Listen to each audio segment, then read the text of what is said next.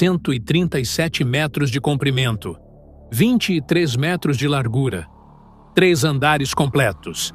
Essas foram as dimensões que Deus entregou a Noé, diretas, claras e sobrenaturalmente específicas.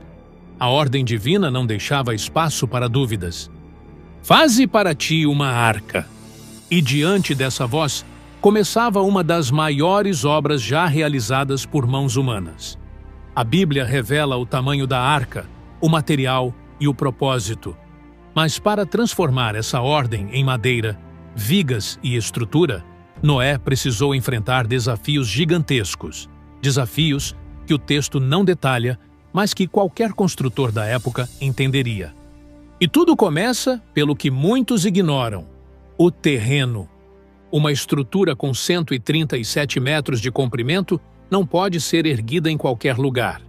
Ela exige espaço amplo, firme, estável, longe de encostas perigosas e perto das florestas de cipreste que serviriam como matéria-prima. Então, imagine Noé caminhando pelo terreno, analisando o solo, observando a firmeza da terra, a proximidade das árvores, a acessibilidade. Sem máquinas, sem engenheiros, sem mapas. Apenas discernimento, sabedoria prática e fé. E quando encontrou o local ideal, iniciou a primeira etapa, e ela não tinha nada de gloriosa. Remover grandes pedras, arrancar raízes profundas, nivelar cada metro, compactar o solo para suportar toneladas de madeira. Tudo com ferramentas simples, mas com uma determinação movida pela palavra. Mas havia algo que tornava o trabalho ainda mais desafiador no mundo pré-diluviano: a umidade constante que subia da terra. A Bíblia explica que uma neblina subia da terra e regava toda a superfície do solo. Gênesis 2, 6. Isso significa que o solo era frequentemente úmido por natureza. E solo úmido pode virar lama. Ferramentas afundam. Madeira absorve umidade. O terreno fica vulnerável. Então Noé provavelmente precisou cavar pequenos canais ao redor do canteiro, criando desvios simples para que a água natural do solo não encharcasse a área de trabalho. Não era chuva caindo do céu. Era a própria terra liberando umidade. Enquanto ele fazia isso, pessoas passavam observando. Alguns riam, outros sussurravam. Que sentido faz preparar um terreno gigantesco assim? Mas Noé não respondia. Porque ele não construía olhando para a lógica humana. Ele construía olhando para a instrução divina. E quando finalmente o terreno ficou firme, plano e seco o suficiente, um novo desafio se ergueu diante dele: a coleta de madeira para uma estrutura colossal. A Bíblia diz: faze a arca de madeira de cipreste. E ciprestes não eram troncos pequenos. Eram árvores enormes, resistentes, pesadas, ideais para uma obra daquela magnitude. Derrubar uma árvore dessas com ferramentas rudimentares? Só com força, paciência e persistência. Derrubar centenas? Era um processo que exigia disciplina diária. Golpe após golpe, tronco após tronco, Noé e seus filhos trabalhavam até que o estrondo da árvore caindo ecoasse pela floresta. Mas o serviço não terminava ali. Mover um tronco gigante até o canteiro exigia técnica. Sem rodas, sem animais suficientes, sem máquinas. A solução era a mesma usada por povos antigos: rolos de madeira. Troncos menores eram colocados sob o tronco maior. Com cordas e alavancas, eles puxavam lentamente, movendo toneladas de madeira alguns metros por vez. Quando o tronco avançava, os rolos de trás eram recolocados na frente. Lento, cansativo, arriscado. Mas cada tronco transportado era um passo a mais na construção daquilo que Deus ordenara. E Noé continuava: porque quem recebeu uma instrução de Deus não trabalha pelo que vê, trabalha pelo que crê. E enquanto tudo isso acontecia, os moradores ao redor viam aquela movimentação incomum. homens transportando troncos enormes em direção a um terreno gigantesco. Era natural que muitos zombassem, que outros duvidassem. Mas nada disso detinha Noé, porque ele não trabalhava motivado pelos olhos humanos, e sim pela instrução que vinha de Deus. Conforme a madeira se acumulava no terreno, chegava a hora de iniciar a parte mais complexa de toda a obra. Não apenas cortar e transportar, mas erguer uma estrutura colossal que precisaria se manter firme durante a maior tempestade da história da humanidade. Para que a arca se mantivesse firme, reta e resistente, Noé precisaria começar pela base, pela espinha dorsal de toda a embarcação, a quilha. A Bíblia não descreve o processo, mas qualquer construtor antigo entenderia que uma obra desse tamanho exigia uma viga central extremamente longa e robusta, capaz de suportar todo o peso do casco, dos 3 andares e das toneladas de carga que viriam depois. Mas havia um detalhe impossível de ignorar. Nenhuma árvore, por maior que fosse, chegaria a 137 metros de comprimento. Isso significa que Noé precisou unir várias vigas gigantes, tronco após tronco, criando uma linha contínua, reta e sólida. Uma tarefa que exigia técnica, precisão e paciência. Essas vigas eram cortadas e ajustadas com encaixes de madeira, algo conhecido desde as civilizações mais antigas, sistemas de macho e fêmea, que, quando bem feitos, se tornavam tão firmes quanto estruturas inteiras. E para travar esses encaixes, estacas e cavilhas de madeira dura eram inseridas, criando pontos de união resistentes o suficiente para segurar tudo em tempestades violentas. Quando a quilha ficou pronta, surgiu diante de Noé um momento impressionante: a necessidade de erguer as costelas da arca. As costelas eram vigas arqueadas que subiam das laterais e davam forma ao casco. As costelas precisavam ser encaixadas de forma precisa. Portanto, Noé e seus filhos fizeram o que os construtores antigos dominavam muito bem.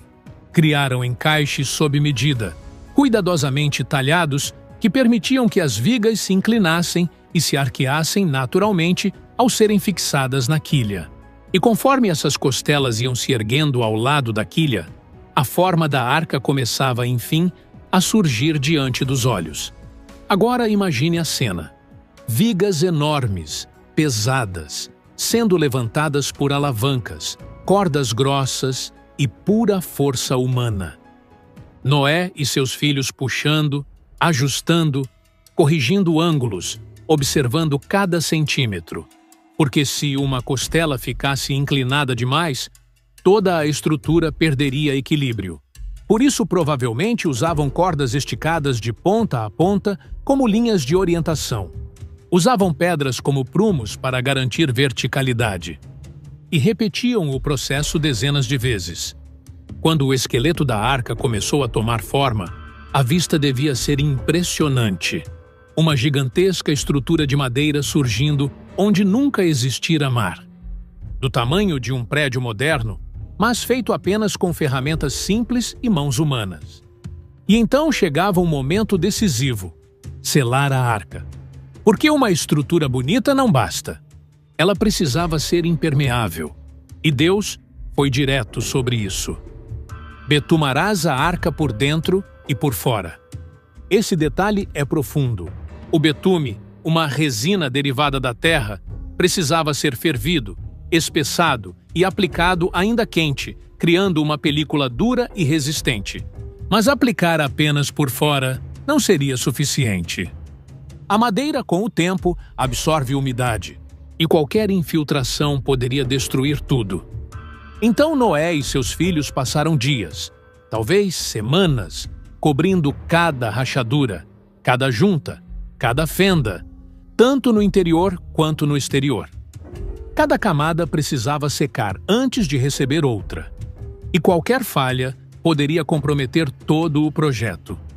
No final, quando a última parte foi selada e endurecida, a arca já não era apenas uma estrutura de madeira, era um abrigo hermético, projetado para enfrentar algo que jamais havia acontecido antes na história da humanidade. E o próximo passo seria tão importante quanto a estrutura externa: organizar o interior para abrigar criaturas vivas. A Bíblia revela um detalhe fundamental: farás compartimentos na arca. O termo hebraico usado, kinnim, significa literalmente ninhos, células, divisões pequenas. Ou seja, a arca não era um galpão aberto. Ela era formada por seções menores, cuidadosamente planejadas para manter ordem, segurança e estabilidade durante o dilúvio. E aqui está um ponto teológico importante. A Bíblia não descreve o layout, apenas afirma que havia 3 andares e compartimentos. Com base nisso, imaginamos o que seria lógico, prático e possível para Noé. Para manter o equilíbrio da embarcação, o mais sensato seria organizar os animais por peso e tamanho. Andar inferior: animais pesados, elefantes, hipopótamos, grandes bovinos. Isso manteria o centro de gravidade baixo, evitando oscilações perigosas. Andar intermediário: animais de porte médio, leões, ursos, cervos, animais domésticos de maior porte. Andar superior: aves e animais menores, mais leves, menos impacto no equilíbrio e mais próximos da ventilação. Essa divisão não contradiz a Bíblia e é totalmente coerente com uma estrutura tão grande. Os compartimentos eram essenciais. Sem eles, predadores poderiam atacar presas. Animais poderiam se ferir. Haveria caos total no interior. Doenças se espalhariam rapidamente. Então, Noé provavelmente construiu paredes internas simples, mas fortes o suficiente para manter cada espécie em seu espaço. Essas paredes precisavam ser bem encaixadas, sem comprometer a integridade do casco, lembrando que cada pedaço de madeira adicionava peso e precisava ser planejado. Ventilação. A Bíblia menciona: farás uma abertura de um côvado por cima. Isso indica uma espécie de janela longa, contínua, abaixo da cobertura. Mas para ventilar 3 andares inteiros, provavelmente Noé fez. Pequenas aberturas laterais protegidas, saliências externas que impediam a entrada de água, corredores internos para a circulação de ar, tudo dentro da lógica do ambiente pré-diluviano. Sem ventilação adequada, os gases produzidos pelos animais seriam mortais. Armazenamento de alimento. 1 ano de alimento para todas as criaturas significava uma quantidade enorme de suprimentos. A Bíblia diz: levarás contigo alimento para ti e para eles. Isso incluía feno, grãos, frutos secos, raízes, água armazenada em jarros e recipientes. Por isso, áreas inteiras do interior da arca precisavam ser dedicadas somente a alimentos, estocadas de forma organizada e protegidas da umidade. A arca era mais do que um navio, era uma cidade flutuante, com logística completa. Descarte dos dejetos, possibilidades plausíveis, pisos levemente inclinados, canais simples de drenagem, aberturas laterais pequenas, apenas para escoar líquidos. E quando cada espaço, cada divisão, cada corredor ficou pronto, Noé percebeu que a obra estava chegando ao ponto mais crítico de todos: a porta. Uma abertura gigantesca, grande o suficiente para permitir a entrada de animais de todos os portes, e ao mesmo tempo forte o suficiente para não comprometer toda a estrutura. A porta seria o ponto mais vulnerável da arca, e também o ponto mais simbólico, porque a Bíblia diz algo extraordinário. O Senhor fechou a porta. O homem construiu, mas Deus selou. Entre todos os elementos da arca, nenhum chamava mais atenção do que a porta. A Bíblia menciona claramente: e pôr-lhe-ás uma porta ao lado. Gênesis 6,16. Para evitar que a enorme abertura comprometesse a estrutura, Noé provavelmente instalou vigas grossas em volta da moldura, travamentos diagonais, encaixes fortes e profundos, madeira de alta resistência nas bordas. Tudo para garantir que a porta não se tornasse um ponto de colapso.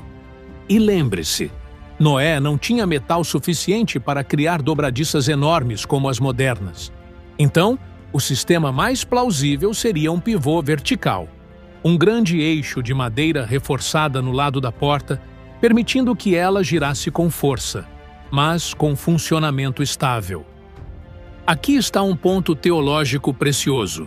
A Bíblia diz: "E o Senhor fechou a porta." Gênesis 7,16. Ou seja, Noé construiu, Deus selou.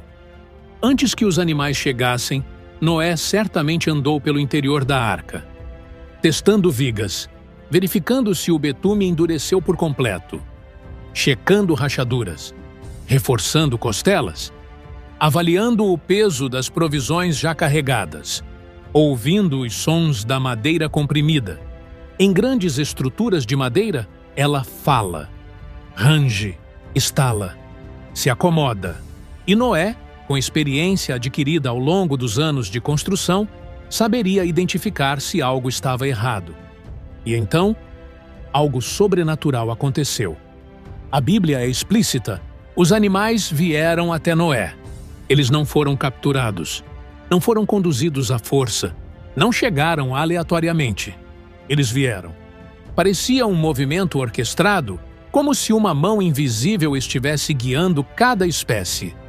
Imagine a cena: pares de animais surgindo entre árvores, aves pousando perto da entrada, criaturas selvagens caminhando tranquilamente ao lado de presas, répteis rastejando na direção exata, filhotes seguindo instintos que não aprenderam, e cada um se posicionando em ordem, sem caos, sem confusão, sem ataques.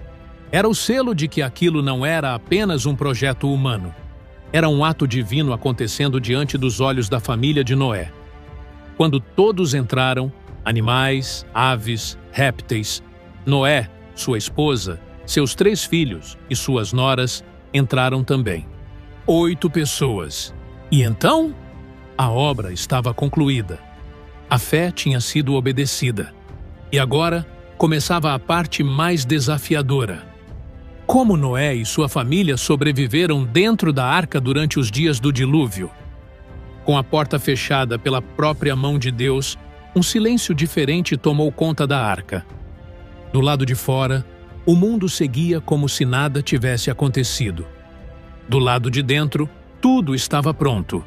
Animais acomodados, compartimentos organizados, alimento estocado, a estrutura selada e firme. Era o início de algo que jamais havia acontecido na história da humanidade. A Bíblia descreve esse momento com palavras solenes. No ano 600 da vida de Noé, romperam-se todas as fontes do grande abismo e abriram-se as comportas dos céus. Gênesis 7:11. Isso indica águas subterrâneas explodindo para a superfície, pressões internas liberadas, gigantescos volumes de água jorrando com força, terremotos e rupturas profundas sob a terra. A família de Noé sentiu a arca estremecer, não pela água de cima, mas pelo movimento violento da terra abaixo. Depois, algo ainda mais extraordinário aconteceu. Abriram-se as comportas dos céus. Era a primeira chuva da história. E não uma chuva comum. Gotas grossas, volume crescente, barulho ensurdecedor sobre a madeira, trovões ecoando, clarões rasgando o céu. A arca, até então imóvel, começou a sentir o toque das primeiras águas se acumulando ao redor. Imagine os vizinhos que riram de Noé, os que chamaram a arca de loucura. A Bíblia não descreve seus sentimentos, mas é fácil imaginar.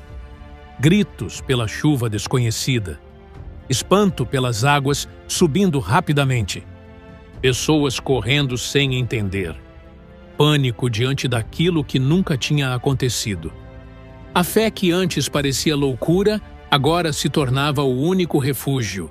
A água foi subindo, subindo, subindo, até que o casco pesado e firme começou a flutuar.